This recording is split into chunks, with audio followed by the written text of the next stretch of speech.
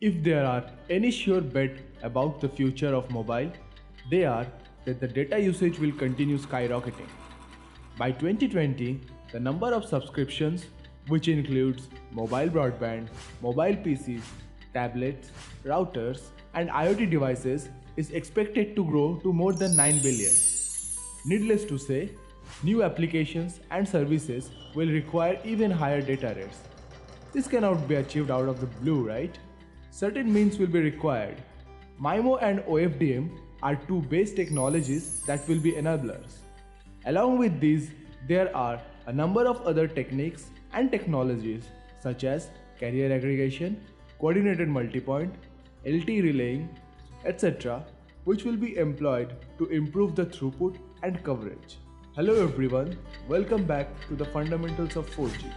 Today we will be discussing about carrier aggregation. Imagine a road is connecting two places.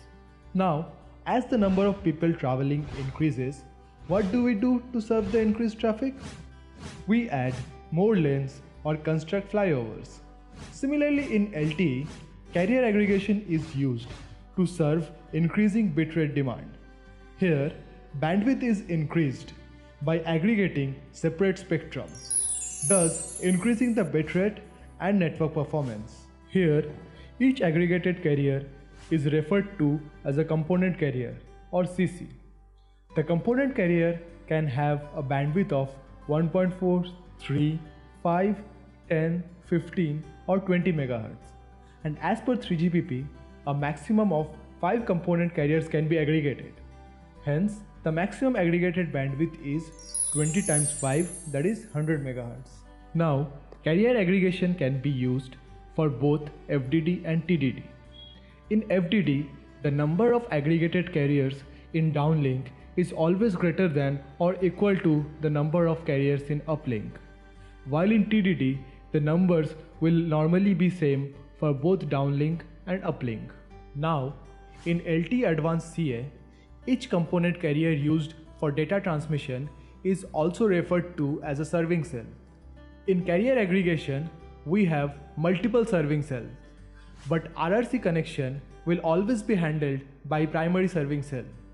In idle mode, the UV listens to system information block broadcast message through primary serving cell and sends the uplink control information through the uplink control channel of it.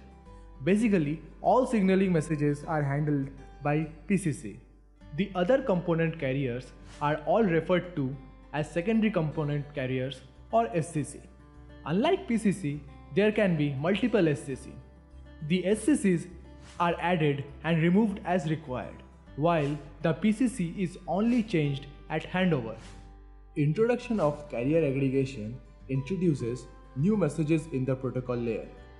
Here, some new RRC messages are introduced to handle the SCC. MAC must be able to handle scheduling on a number of component carriers. Regarding scheduling, there are two main alternatives for carrier aggregation. Either resources are scheduled on the same carrier as the grant is received, or so-called cross-carrier scheduling may be used.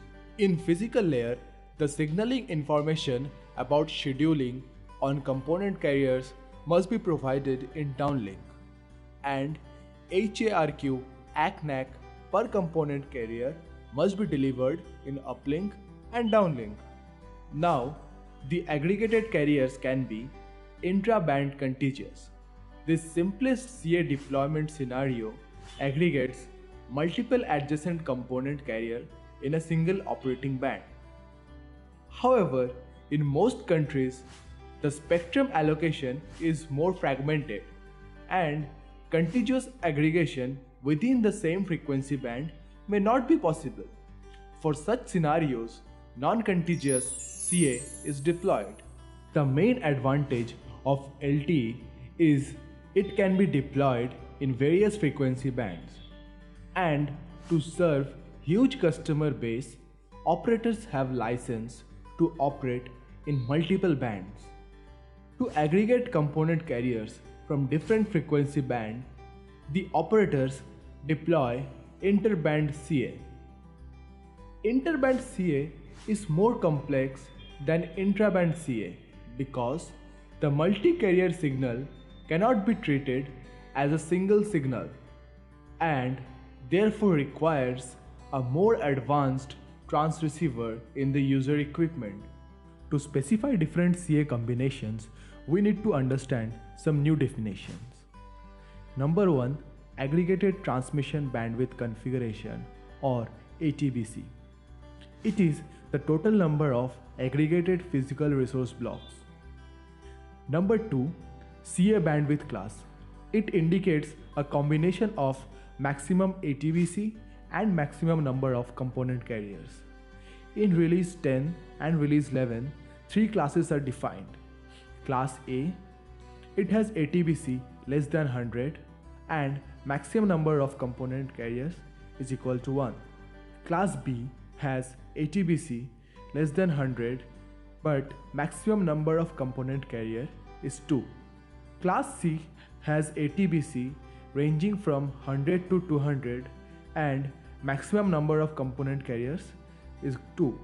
The third one is EU-TRAN operating band. It refers to the chunk of frequency allocated by ITU to deploy LTE in FDD or TDD mode in different parts of the world. For example, band 40 refers to TDD operation in 2300 to 2400 MHz range. Now, CA configuration indicates a combination of EU-TRAN operating bands and CA bandwidth classes. To exemplify, the configuration CA40C indicates intraband contiguous CA on EU-TRAN operating band 40, that is 2300 MHz, and CA bandwidth class C. CA3A3A indicates intraband non-contiguous CA on band 3, that is 1800 MHz, and CA bandwidth class A. Finally, CA3A5B indicates interband CA on operating band 3, that is 1800 MHz with bandwidth class A, and operating band 5, that is 850 MHz with bandwidth class B. To support CA, mobile device manufacturers must deploy capable CA products. In LTE, user equipment categories define the capabilities of a mobile device. After the network has identified what category a mobile device supports, it knows the device capabilities and can scale the data link accordingly. In 2011, intraband contiguous CA was introduced in 3GPP release 10. It was limited to 2 cc's and maximum aggregated bandwidth of 40 MHz. In 2013, the 3GPP release 11 expanded the deployment options and capabilities of CA. It introduced intraband non-contiguous aggregation and support for multiple time advances, that is, cells belonging to two different sites. In 2014, 3GPP release 12 was completed. Uplink interband CA was defined in this release. Requirement for 3 component carriers in downlink and 2 component carriers in uplink was also defined with maximum aggregated bandwidth of 50 MHz. In future releases, licensed assisted access and 4 downlink carrier aggregation has been planned. In 2013, the first commercial implementation of CA was deployed in South Korea, followed by UK. Australian mobile operator Optus was the first to deploy CA on a TDD LTE network. CA technologies has since been deployed on LTE networks in regions throughout the world, notably in the North America, Japan, China, and India. From device point of view, the main advantage of CA are it can be used to provide a bandwidth of up to 100 MHz, which means user can get more data rate. However, CA operation requires more receiver activity and more processing, so the power consumption is higher. From network operators' point of view, CA can be used to club fragmented bandwidths, thus ensuring greater bandwidth utilization. It supports cross-component carrier scheduling, where the control channel at one carrier can be used to allocate resource at another carrier. Thus, it is a powerful technology for effective utilization of radio resources. From release 11, it is possible to handle CA with component carriers from different sites. So, macro base station with full coverage could provide system information and RRC control signaling, and small cells and picocells would serve high data requirements. So friends, we have seen how network capacity is enhanced using carrier aggregation. In our next video, we will discuss how coverage is improved using heterogeneous network. You can post your doubts in the comment section. Happy learning!